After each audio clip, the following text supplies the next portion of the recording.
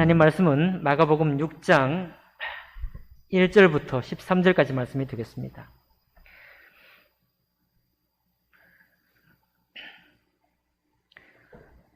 제 목소리에는 전혀 변함이 없죠? 이 마스크 써도. 네. 신약 성경 62쪽 가량이 있습니다. 마가복음 6장 1절부터 13절까지 말씀을 제가 먼저 읽고 한 절씩 읽겠습니다. 예수께서 거기를 떠나사 고향으로 가시니 제자들도 따르니라. 안식일이 되어 회당에서 가르치시니 많은 사람이 듣고 놀라 이르되 이 사람이 어디서 이런 것을 얻었느냐. 이 사람이 받은 지혜와 그 손으로 이루어지는 이런 권능이 어찌 되느냐. 이 사람이 마리아의 아들 목수가 아니냐. 야고보와 요셉과 유다와 시몬의 형제가 아니냐.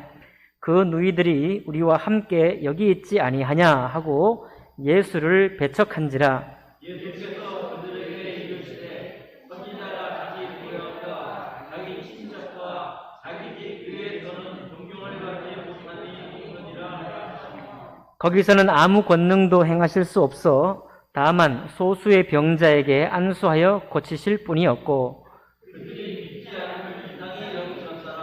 이에 모든 촌에 두루 다니시며 가르치시더라.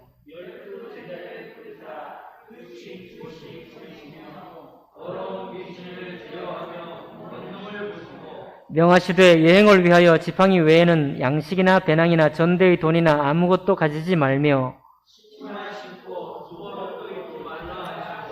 또 이르시되 어디서든지 누구의 집에 들어가거든 그곳을 떠나기까지 거기 유하라.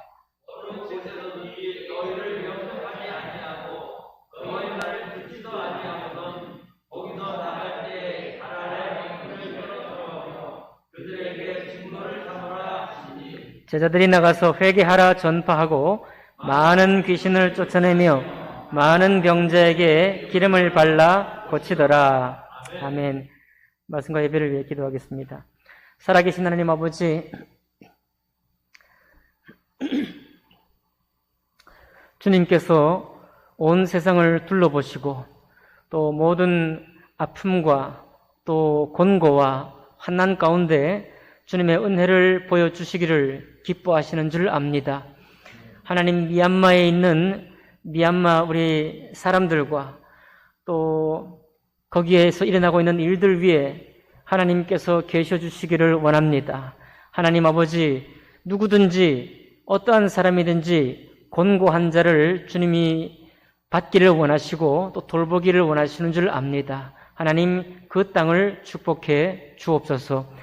선교 사역으로 미얀마에 가서 선교하는 우리 한대기 선교사님, 하나님 아버지 그 가정을 축복해 주시고 안전 가운데 지켜주시고, 아직도 미얀마에 들어가지 못한 김영규 선교사님 그 가정과 또 사역 위에 전혀 손실됨이 없게 하시고 또 다시 미얀마에 들어가서 사역을 계속 이루어갈 수 있도록 예수 그리스도 믿는 사람들이 더욱 늘어날 수 있도록 하나님 축복해 주옵소서.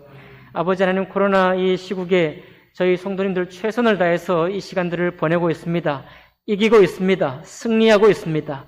하나님 아버지, 저희들의 한 걸음 한 걸음 나아가는 걸음마다 주님의 동행하심을 허락해 주시고 주님과 동행하는 기쁨을 맛보게 해 주옵소서.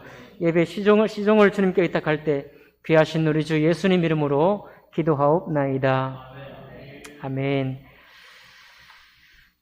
오늘 이 말씀을 본문으로 해서 예수님이 놀랍게 여기신 일이라는 제목으로 하나님 말씀 나누겠습니다.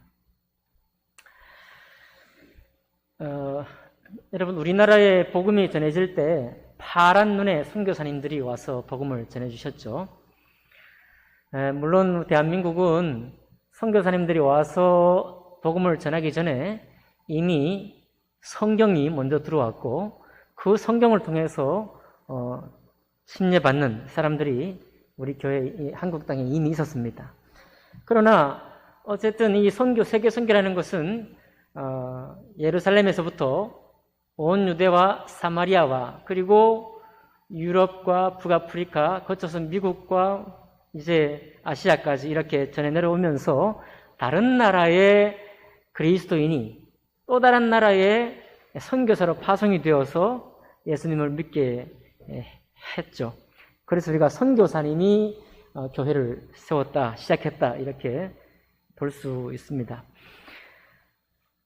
아무래도 우리가 볼 때 이 갈색 눈동자를 가진, 검은 눈동자를 가진 우리보다 파란색 눈동자를 가진 선교사들, 외국인들을 볼 때 신기하지 않겠습니까? 저게 사람인가 아닌가, 옛날에 그랬을 거예요. 100년 전에.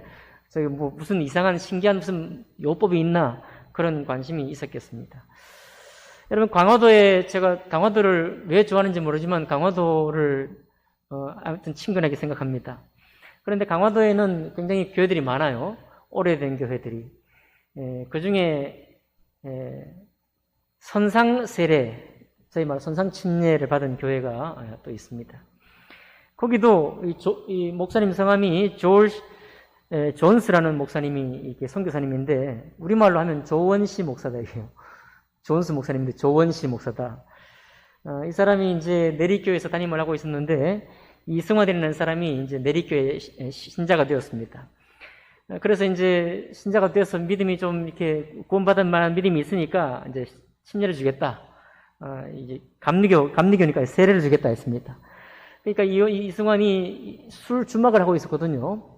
술 주막을 하고 있었는데 자기가 세례를 받고자 하니까 세례를 내가 못 받을 두 가지 이유가 있는데, 첫 번째는 내가 어머니가 지금 노환이 병환 중에 계셔서 그 어머니보다 먼저 내가 세례 받을 수 없다. 이게 첫 번째 거부 이유고, 두 번째는 내가 술 장사를 하는데 술 장사하면서 어떻게 내가 술에 뭐 손대지 말라 이런 말씀도 있는데 그걸 위반하면서 세례를 받을 수 있겠냐 하고 거절을 했다고 그래요. 근데 그 마음이 너무 좀 갸륵하잖아요. 선교사님 볼 때 너무 깨끗하고 순전하잖아요. 저 같으면 그냥 받겠는데. 그래서 이 선교사님이 아이디어를 낸 것이, 그렇다면 이 내리교는 인천에 있으니까 내가 강화도에 가서 직접 세례를 주겠다 라고 했습니다.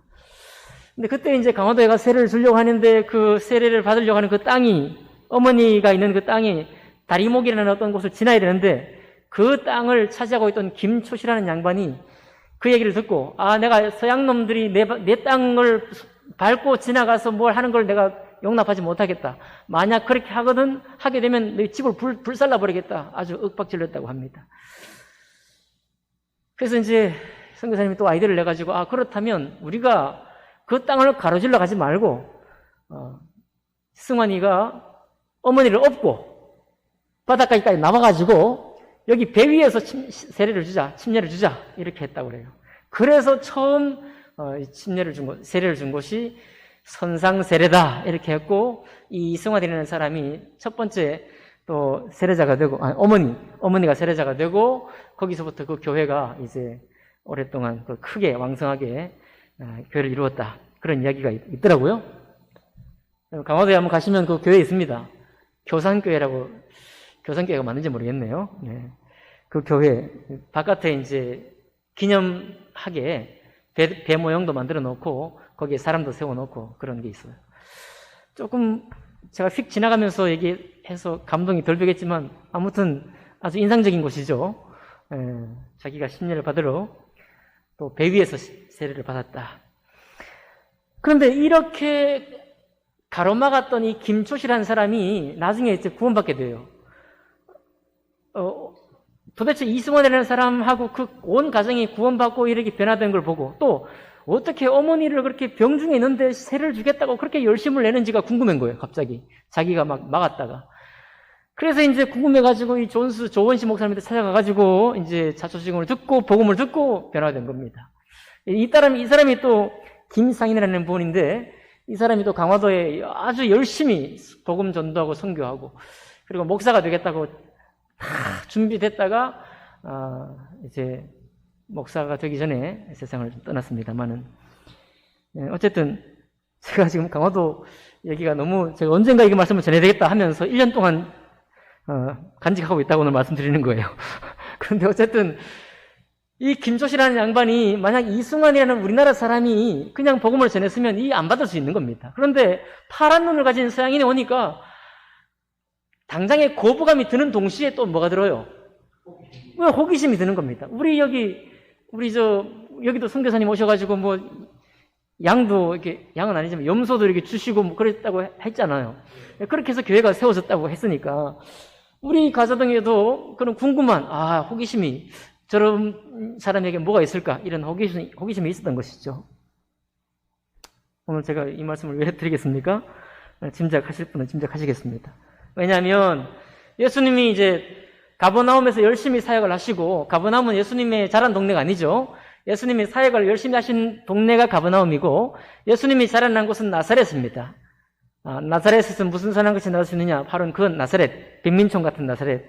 그 나사렛에서 돌아가서 지금 고향에 가서 이제 회당에서 가르치는 거예요, 안식일에. 그랬더니 역사가 일어났죠. 역사가 일어났습니다. 많은 사람이 듣고 놀랐어요. 놀랐단 말은 가르침이 바리새인이나 서기관들과 다르게 이 깨우침이 있는 겁니다. 깨달음이 있는 거예요.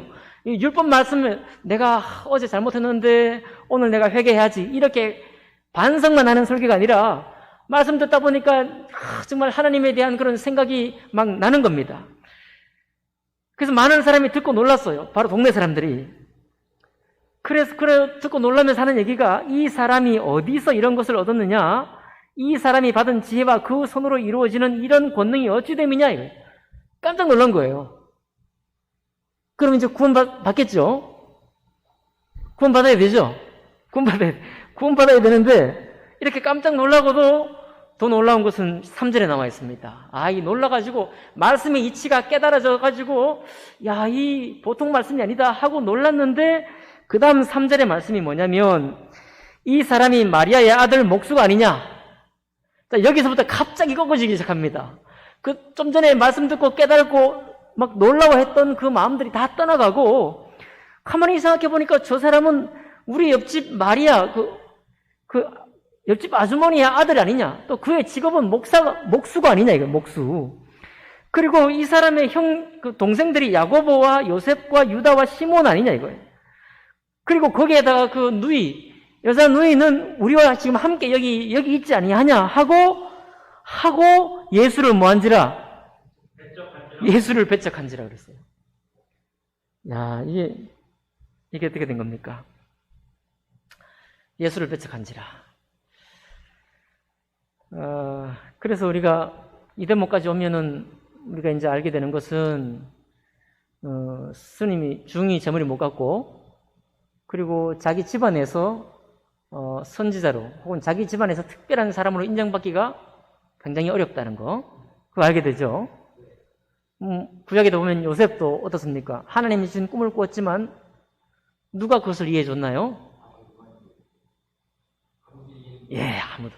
아버지도 이해 못하고 엄마도 이해 못하고 그저 주목하고 있었지. 주목만 하고 있었고 마음에만 품고 있었지 아무것도 이해를 못했습니다. 형들도 이해를 못했어요. 그러니까 가족들이 이해를 못하는 거예요. 왜? 뭘 아니까? 요셉이 어떤 애인지 아니까. 요셉이 어떻게 코올리기로 다닌 걸 아니까. 요셉의 성격이 어떻게 뭐가 하나 있는지도 아니까 가족들이 도대체 그것을 믿을 수가 없는 겁니다. 다윗도 그랬죠. 다윗도 골리앗과 내가 싸워야 되겠다. 사울 왕에게 형들에게 도시락 주러 가가지고 싸워야 되겠다 하고 내가 이기면 골리앗을 쓰러뜨리면 나에게 어떤 보상이 있습니까? 라고 수소문하는 것을 형들이 듣고 뭐라고 그랬어요? 아주 다윗에게 어떤 용심을 가지고 비난했잖아요. 네가 여기 전쟁이 놀러 왔냐 하면서 이렇게 비난을 합니다. 왜 그래요? 네? 너무 잘 알아요. 다윗이 어떤 삶을 사는지 너무 잘 압니다. 내가 네 코 닦여주고 말이죠. 옷 입혀주고, 그리고 아랫도리 다 드러내놓고 다니는 거 다 봤는데 다 아는 거예요. 다 아는 거니까 다윗도 형들한테 인정받지 못했고 요셉도 형들한테 인정받지 못했습니다. 여기 예수님도 똑같이 예수님이 자란 걸 다 본 거예요. 이미 마리아의 아들, 우리 옆집 마리아 자매의 아들, 맏아들, 그리고 직업은 목수가 아니냐. 이분들이 생각할 때 예수님이 난 지 8일 만에 할례받았거든요. 누구랑 똑같이? 이스라엘 모든 사람이 하는 것과 똑같이 이스라엘 모든 사람이 하는 그 길로 갔고, 물론 12살에 예루살렘 성전에 올라가서 랍비와 토론하면서 어머니와 하룻길을 그냥 잃어버린 그런 기억도 있지만, 그게 약간 놀랄 일일 것 같지만 어쨌든 그거는 하나의 에피소드예요. 하나의 에피소드일 뿐입니다. 그리고 예수님이 공생애를 사시기 시작하셨던 30세가 되기 전까지는 목수일을 한 거예요. 여러분, 우리 주님이 누가복음 2장에 보면 그 키와 지혜가 자라가시더라고 되어 있죠. 그러니까 주님이 목수의 실력도 사실 자라간 겁니다. 이게 하나님이 예수님이시니까 처음부터 목수를 딱 자로 잰 듯이 다 했겠지. 그럴까요? 아니죠. 이웃 사람들이 볼 때 이 목수의 실력이 늘어가는 것도 보인 거예요. 집도 고치고 말이죠. 책상도 짜고 의자도 짜맞추고 남의 집 건축에 인테리어도 하고 이런 목수를 한 겁니다. 그 대목수도 있겠고 자기가 어릴 때 이제 예수님이 어려서 이제 따라다니면서 목수일을 배웠지 않겠습니까? 그 혼이 다 아는 거예요. 이 사람이 누군지. 자, 그러니까 예수님을 믿어야 될 때 믿지를 못하고 배척을 하는 거예요. 이 배척한다는 말은 다른 번역에 보면 믿지 않는다. 예수님을 믿지 않았다 이런 얘기입니다. 그렇게 하니까 예수님께서 하시는 말씀이 예수께서 그들에게 이르시되 4절에 선지자가 자기 고향과 자기 친척과 자기 집 외에서는 존경을 받지 못함이 없느니라 하시며. 자, 이게 보편적이라 이거죠. 아까 중이 제 머리 못 깎는다 똑같이 선지자가 자기 고향과 자기 친척과 자기 집 외에서는 존경을 받지 못함이 없느니라.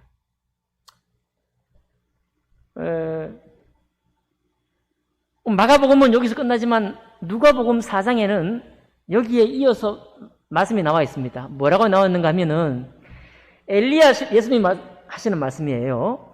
엘리야 시대에 시돈 땅의 사르밧 과부, 수많은 과부, 이스라엘에 수많은 과부가 있었지만 그 과부는 가난 중에 구제받지 못했지만 오직 시돈 땅에 있는 사르밧 과부 한 여자만 하나님 앞에 구원받았다, 구제받았다. 그 말씀을 하셨고, 또 그 다음에 엘리사 시대에 나만 장군 있죠. 아람 사람 나만 장군. 이스라엘에 수많은 한센병 환자들이 많이 있었지만 아무도 구제받지 못하고 아람 사람, 이스라엘 사람이 아닌 아람 사람 나만 장군 한 사람만이 구제받았다라고 예수님이 선포하는 거예요. 나사렛에서. 그 말은 지금 예수님 목소리를 듣는 사람이 누구예요? 다 나사렛 사람, 이스라엘 사람들이에요. 그러니까 이스라엘 사람, 너희들은 구원받지 못했고 하나님에 대한 관심, 하나님의 택한 백성이면서도 하나님 앞에 가난해지지 않았고 도리어 아람 사람 나만은 하나님 앞에 가난해져서 나 찾아와서 구원받았고, 너희 중에 수많은 과부가 있지만 인생의 슬픔만 노래했지 하나님 앞에 가난한 마음을 품지 못했는데 시돈 땅에 있는 사르밧 과부 한 사람만이 주님 앞에 가난했고 그가 구원받았다라고 말하는 겁니다. 그 얘기를 듣고 주변에 있던 나사렛 사람들이 예수님을 나사렛 절벽 위로 끌어올라가 가지고 밀쳐 떨어뜨려 죽이려고 했잖아요. 이 말은 뭐냐면 지금 이 사람들의 생각은 우리는 이해할 수 있습니다. 충분히 이해할 수 있죠. 마리아 애들 목수가 아니냐, 야고보와 요셉과 유다와 시몬의 형제가 아니냐, 우리가 똑같은 사람 아니냐 당신이. 그런데 뭐 우리의 구원주가 되고 우리의 주님이 되고 할 수 있느냐 이런 얘기예요. 그러나 주님이시죠. 6절에 뭐라고 합니까? 그들이 믿지 않음을 이상히 여기셨더라라고 말하고 있습니다. 여러분 중이 적은 머리 못 깎는 거하고 선지자가 자기 집과 친척과 고향에서 존경받지 못하는 일이 없다, 존경받지 못한다, 이 이야기는 보편적인 얘기이기 때문에 이 사실 때문에 주님이 이상하게 여기는 건 아닙니다. 이건 보편적인 얘기니까, 그죠? 동서고금을 막론하고 보편적인 얘기니까 이것 때문에 뭐 이상하게 여길 일은 없겠죠. 주님이 이 사람들이 지금 기적을 베푸는 것도 보면서, 그리고 예수님의 말씀의 이치가 정말 탁월해서 골수를 쪼개는 것 같은 그런 놀라운 것도 받았지만, 곧 믿을 만한 조건이 이미 형성이 됐지만 결국은 믿지 못하는 것, 믿음을 거절한 것을 주님이 이상히 여기셨는데, 왜냐 하니까 구원받아야 될 사람이 누구예요? 자기들이 구원받아야 되잖아요. 그리고 주님은 왜 오셨어요? 우리를 구원하시기 오셨습니다. 하나님께서 사람의 몸을 입고 오셨어요. 비록 요셉의 아들 목수의 삶을 살고 30년 동안 동생들을 뒷바라지하면서 목수의 실력을 키워가면서 그래서 일반 사람 똑같이 우리와 같은 사람으로 지내셨지만 주님은 주님으로 오셨습니다. 그래서 여러분, 우리가 믿는다는 게 뭐냐? 우리가 믿는다는 것은 말씀을 믿는 것이기도 하지만 우리의 믿음의 가장 중요한 본질이 뭐냐면 예수께서 하나님이시라는 것을 믿는 거예요. 예수께서 하나님이시라는 걸 믿지 못하면 우리가 구원받지 못합니다. 우리에게 구원이 없어요. 왜 그렇습니까? 여러분, 여기 말씀에 이치도 있고 또 놀라운 기적도 주님이 베푸신 걸 보면서도 이 사람들이 믿지를 못했습니다. 그죠? 여러분, 구원은 뭐냐면요, 하나님께서 이 땅에 우리와 똑같은 몸으로 오셔야만 우리에게 구원이 있습니다.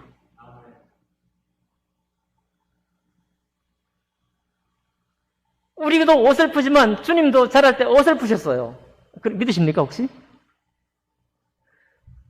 키와 지혜가 자라가셨으니까 자라기 전에는 자란 사람들이 볼 때는 어설펐다 이런 얘기예요.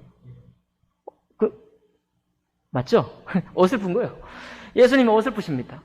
주님이 부모님이 안 챙겨주면 밥 제대로 못 먹는 거예요.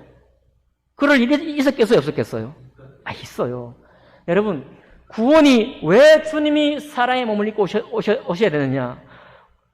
여러분, 하나님의 천사는 사람의 몸을 입고 올 필요도 없고 설령 사람의 몸을 입고 왔다 할지라도 잠깐 있다 사라집니다. 여러분, 우리 인생 중에도 하나님의 천사의 도움을 받으신 적 있나요? 아마 있을 겁니다.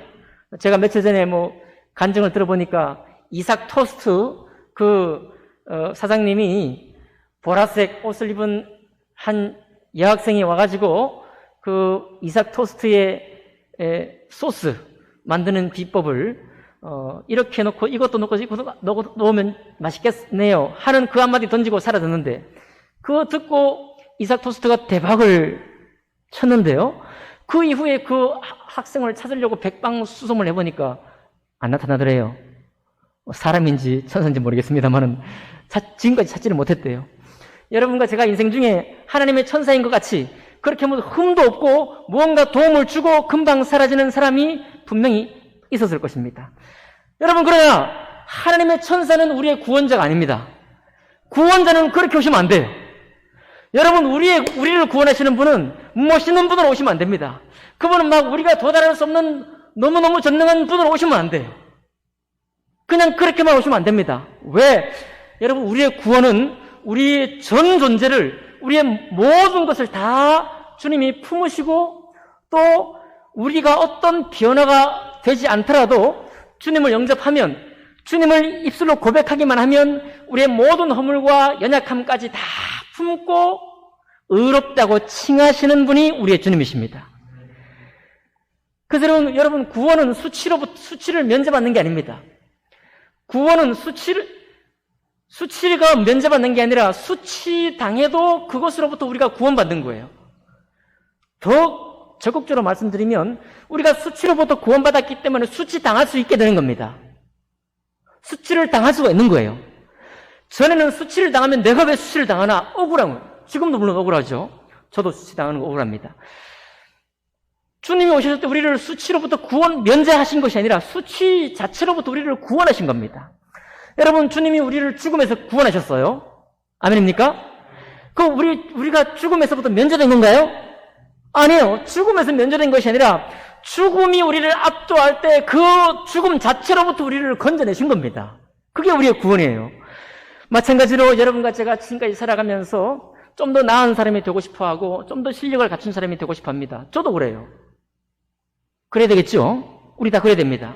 그러나 설령 우리의 실력이 다 내가 할 만큼 했지만 여전히 우리의 빈자리, 허물들, 아직 개선되지 않은 삶의 모든 것들이 많이 있습니다. 하나는 고쳤지만 99가지는 아직 고쳐지지 않은 채로 남아있어요. 그러면 우리는 항상 부끄럽고 항상 연약하고 부족한 사람입니다. 그런데요, 하나님께서 예수의 몸으로 오셔서 여러분과 똑같이 잘하시고 똑같이 연약해서 하시고 똑같이 찔리면은 상처를 입는 몸으로 오신 이유가 바로 그런 우리들을 통째로 전인격적으로 우리의 전부를 구원하시기 위해서 오셨기 때문에 그렇습니다. 그러니 여기 이스라엘 백성들이 아마 하나님의 천사처럼 어마어마한 능력을 발휘하고 말이죠. 엘리야처럼 850이 물을 끼얹은 나무에 하늘에서 불이 떨어져서 불이 확 붙고 그러면 구원받을 것 같죠. 예. 여러분, 그거는 구원받는 게 아니라 우리는 경배자가 되고 엘리야가 원하는 섬기는 신이 옛 제사만 받는 그런 신앙이 되고 말아요. 거기에는 구원이 없습니다. 여러분 이해하십니까? 예, 우리가 경배하는 사람만 되고 신은 경배받는 분이 되고 그런 관계로는 절대로 이 땅에 구원이 있을 수가 없어요. 어떻게 해야 구원이 있습니까? 예수님으로 오셔야만 구원이 있는 거예요. 우리와 똑같은 연약함으로 오셔야 됩니다. 그리고 죄는 죄만 없으시고 모든 연약함을 다 가진 채로 우리가 오셔야 돼요. 그래야 우리가 예수님을 믿을 때 나의 모든 전 존재가 잘하는 것이나 못하는 것이나 자랑스러운 것이나 수치스러운 것이나 그 모든 것이 주님 앞에 구원을 받게 되는 겁니다. 전부가 우리가 구원받게 되는 거예요. 이것을 갖지 못하기 때문에 많은 사람들이 다른 것을 요구하기를 어떻습니까? 세상 종교가 뭘 요구해요? 내가 공덕을 드리거나 아까 엘리야 말씀드렸던 것처럼 나는 경배를 드릴 테니 경배를 받으실 신이여 내 삶을 돌보아 주옵소서. 이거예요. 여러분, 이거는 구원이 아닙니다. 이거는 구원이 아니라 종이에요. 노예입니다, 노예. 종교적인 노예가 되는 거예요. 주님이 만약 그런 식으로 오시기 원하셨다면 예수로 오실 이유가 없습니다. 구약에 계신 하나님만으로 충분해요. 그죠? 신의 산에 말씀을 불로 쓰시는 것만으로 충분합니다. 모세의 손을 들었을 때 홍해 바다를 가르치는 걸로 충분해요. 그런데 왜 주님이 사람의 몸으로, 그 연약한 몸으로 말이죠. 비록 마리아의 태중에 복중에 있을 때 찬양을 부르고 기뻐 뛰는 그런 고백이 있긴 했지만 동정에게 나는 그런 은혜가 있긴 하지만 그러나 여전히 여지없이 연약한 주님으로 이 땅에 오셨다 이 말이에요. 그러니까 도리어 이 사람이 마리아의 아들 목수가 아니냐, 야고보와 요셉과 유다와 시몬의 형제가 아니냐, 그 누이들이 우리와 함께 여기 있지 아니하냐라고 보았을 때 그렇기 때문에 도리어 이분이 나의 구원자가 되고 주님이셔야 한다는 고백이 나와야 되는 거예요. 그런데 그 고백을 우리가 이스라엘 백성들이 하지를 못한 것입니다. 구원이 필요한 건 주님이 아닙니다. 구원이 필요한 건 이스라엘 백성들이죠. 구원이 필요한 건 예수님의 가족들입니다. 근데 저들이 구원주를 그렇게 놓치고 거절하고 배척을 하는 거예요. 그것 때문에 주님이 이상하게 여기시고 도리어 불쌍히 여기시는 것입니다. 불쌍히 여기시는 거예요.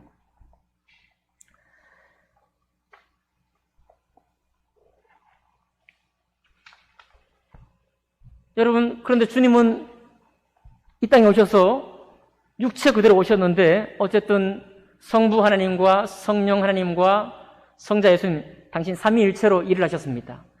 여러분, 삼위일체로 일하신다는 이 말은 뭐냐면 예수님은 육체 입은 한계를 그대로 가지고 사는 수밖에 없는 거예요. 육체 입은 한계 그대로 살 수밖에 없습니다. 그리고 성부 하나님과 교제하시고 성령 하나님과 교통하시고 그러면서 당신은 제한된 몸, 때로는 부끄러운 그 몸을 입고 하나님을 전적으로 신뢰하시면서 우리를 구원을 하시기 위한 그 길을 걸어가는 거예요. 그래서 예수님이 침뱉음 당하시고 또 조롱당하시고 희롱당하시고 십자가 올라서 그 모든 멸시와 조롱을 당하시고 수치를 당하실 때 그게 주님의 단지 괴로움만이 아니라 우리의 모습입니다. 우리의 모든 수치를 주님이 면제시켜 주신다는 말이 아니라 우리 모든 수치를 주님이 구원하시고 우리가 이 땅에 받는 모든 멸시를 면제한다는 말이 아니라 우리가 받는 멸시를 주님이 구원하시고 우리가 이 땅에서 받는 조롱당할 때 우리를 조롱으로부터 면제받게 하시는 것이 아니라 조롱으로부터 우리를 구원하시고 결국은 찔려 죽임 당하셨는데 그 죽임 당하실 때 우리도 죽음으로부터 면제되는 게 아니구나. 도리어 죽음으로부터 우리가 구원받는구나 라고 우리가 고백할 수가 있는 것입니다. 바로 이 일로 인해서 여러분 우리 자신이 먼저 저도 아직 깨달음이 부족하지만 우리가 좀 새롭게 깨달았기를 원합니다. 여러분, 우리는 얼마나 이 땅에 살면 좀 더 나아지기를 원합니까? 네, 나아지십시오. 나아지기를 원합니다. 우리가 얼마나 좀 더 완전한 사람이 되기를 원합니까? 네, 저도 더 완전하게 되기를 원해요. 제 설교도 더 좋아지기를 원합니다. 더 멋지게 설교하기 원해요. 그러나 이 땅의 수많은 사람들이 그렇게 허덕이며 살면서 자기의 구원자로 인한 기쁨과 감격을 잃어버릴 때 여러분과 저는 그렇지 말자는 겁니다. 왜 그렇습니까? 내가 약할 때 주님이 강하게 되시는 게 구원이에요. 여러분, 우리의 영혼은 잘하는 게 아닙니다. 우리의 영혼은 실력은 잘하지만 영혼은 잘하지 않아요. 영혼은 주님 은혜를 누리는 것입니다.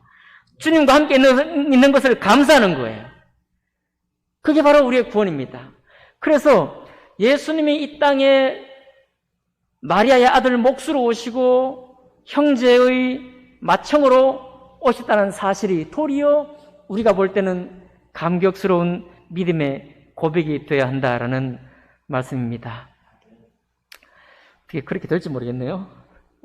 여러분, 주님이 우리를 구원하시기 위해서 예수님을 오셨습니다.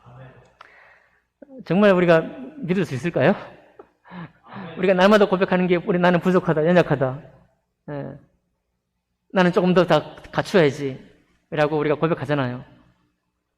그게 틀렸다는 말 아니라 그게 다 옳은 말인데, 그게 다 마땅한 말인데, 그런 가운데서 주님이 나를 정말로 있는 모습 그대로를 뿐만 아니라 연약까지도 다 완전히 구원했다는 사실을 우리가 놓칠 때가 얼마나 많습니까? 그리고 신앙생활을 종교생활로 바꿔놓을 때가 얼마나 많아요. 신앙생활을 종교생활로 우리가 뭔가 더 열심히 더 잘하는 것을 통해서 주님의 은혜를 자꾸 바꾸려고 하고 주님의 은혜를 그걸로 대체하려고 하는 때가 얼마나 많아요. 바로 그럴 때 우리가 가난한 마음이 못 되는 거예요. 나만 장군은 뭐 여러 가지 에피소드 사건이 있었지만 어쨌든 하나님 앞에 그가 가난했고, 장군으로서는 실력이 어마어마했지만 한생병으로는 가난했잖아요. 그 가난한 대로 그대로 가지고 나갔을 때 주님의 구원을 입었잖아요. 그러니까 여러분과 저도 이제는 예수님을 자꾸만 이렇게 경배받으실 분, 너무 신령한 분, 하나님의 아들, 하나님 그렇게만 해놓고서 자꾸 우리를 더 멋진 사람으로 만들기 위해서 기도하고 더 많이 뭔가를 하기 위해서 애쓰기보다는 조금 다른 시각으로 주님이 마리아의 아들이셨구나. 그분이 목수셨구나. 그분이 동생도 있었구나. 여동생도 있었구나. 그런 생각을 한번 해보시면서 주님이 우리를 구원하러 오신 것이 얼마나 기쁜 것인지, 설령 내가 잠깐 착각해서 자꾸만 주님을 종교로 나가고 뭘 하려고 나아갔을 때 부딪히게 되는 슬픔, 외로움, 그런 고통으로부터 우리가 좀 더 큰 자유를 입는 그런 믿음이 되기를 원합니다. 이것을 주님께서 보시고 아마 지금 여러분과 저에게 말하기 원한다면 그들이 믿지 않음을 이상히 여기셨더라. 아마 우리를 통해 말씀하시기 원한다면 그리스도인들을 보고 그들의 믿지 않음을 이상히 여기셨더라 그렇게 말할지 모르겠어요. 아니 내가 너에게 이런 구원을 주러 왔는데 너희가 다시 구원을 만들어 가려고 하고 있구나. 구원을 다시 처음부터 시작하려고 하고 있구나. 이상이 이상하다 라고 하실지 모르겠다 그런 말씀입니다. 여러분, 우리는 주님이 우리를 이상히 여기는 신앙에서부터 도리어 주님 우리를 정말 기쁨으로 우리에게 주신 모든 것을 받아 누리는 그 은혜 안에서 걸어갈 수 있는, 나의 연약함까지도 주님 은혜 안에서 감사할 수 있는 그런 믿음이 되기를 원합니다. 내가 약할 때 주님이 강함 되시는 것이 우리의 구원입니다. 한번 따라해 볼까요? 약할 때 강함 되시는 주님.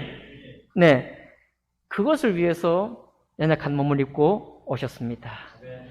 우리 연약함으로 나타날 때, 수치스럽게 나타날 바로 그때에 우리를 자책하지 말고 주님의 은혜를, 크신 은혜를 다시 누릴 수 있는 여러분과 제가 되기를 주님 이름으로 축복합니다. 기도하겠습니다.